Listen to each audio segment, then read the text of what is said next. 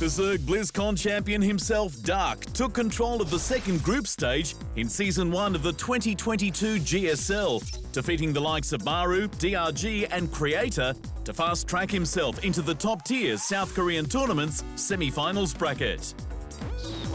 Excelling at early defense, or in Dark's case, an impenetrable attack, Queens were often used by the Zerg Master, wearing a variety of hats from the very beginning of their creation.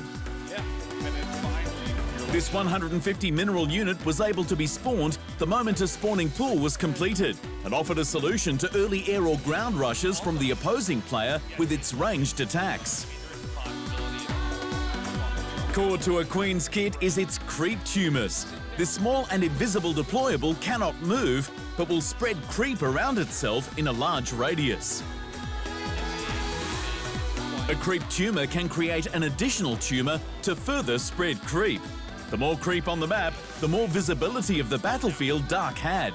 Zerg units also gain passive bonuses while positioned on this living ground. Transfusion is what makes the Queen so brutal in all stages of the match.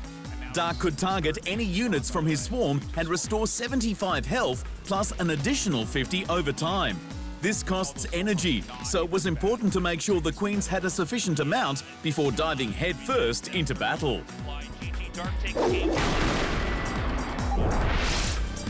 Mutated from roaches to do Dark's bidding, the highly feared Ravager made its way onto the battlefield.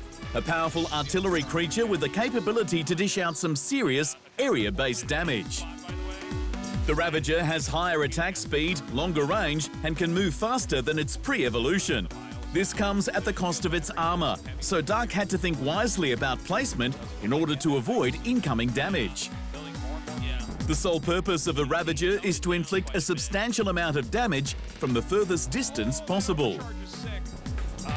Corrosive bile fight off large balls of flaming acid at a location of Dark's choosing. On impacts, they dealt a devastating amount of damage to all units in the targeted area and destroyed any force fields deployed in the zone. Dark's first unit of choice in each game of the group stage was the fast and dangerous Zergling. This speedy ground unit had the ability to cause trouble in the early game, while also inflicting massive damage in large numbers during the late game. Available after the completion of a spawning pool, these melee combat units came in pairs of 2 and were ready to outnumber the enemy straight from the egg. The beauty of the Zergling is its speed, both physically and in production. They cost only 50 minerals to produce, and with a spawning timer of just 17 seconds, Dark was able to send a horde of these at his opponent with little sacrifice. With the metabolic boost upgrade, Dark's Zerglings charged across the map with 60% increased speed.